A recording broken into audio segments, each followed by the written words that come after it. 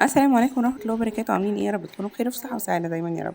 فيديو النهارده بتاعنا عن طريقة تخزين المانجا، ودي افضل طريقة انا جربتها لحد دلوقتي. خزنتها قبل كده بقشرها زي ما هي وبطلع استخدمها، بس المرة دي جبت المانجا كلها، جبت صندوق مانجا كده كامل وفضلت اقشر في القشر على الهادي على الخفيف كده.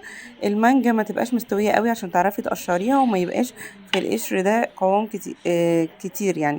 في ناس بتستخدم القشر ده بقى بتعمل بيه مربى وبتعمل بيه عصاير نقع زي المعلبات اللي بنشتريها وكده.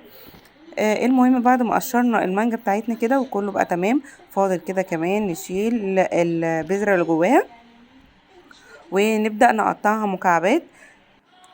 هنا كده بنبدأ نقطع كده واحدة ونقطعها مكعبات صغيرة. المانجا دي بقى بعد ما يعني بتتعين فريش زي ما هي كده متقطعة، تقدري تستخدميها في الحلويات، تقدري تستخدميها في عمل الايس كريم. هنا شلنا البذر بتاعها كده، تقدري تستخدميها في العصاير، حاجات كتير كده. هي كده بقى معاكي جاهزة، معاكي صافية، حتى على الأقل ما تاخدش منك مساحة كبيرة في الفريزر بتاعتك، وتقدري تخزني كمية. يعني الدرج اللي هياخد صندوق دلوقتي هياخد صندوقين متقطعة كده. دي افضل طريقة قلت افيدكم بيها، واكيد كتير منكم عارفها، بس لو فدت حد ما تنساش تحطي لي لايك والكومنت والاشتراك في القناة لكل الجداد. بعد كده هنكيسها، واهم حاجه ما يبقاش فيها هوا في الكياس او في علب زي ما انت حابه، الطريقه المناسبه ليكي.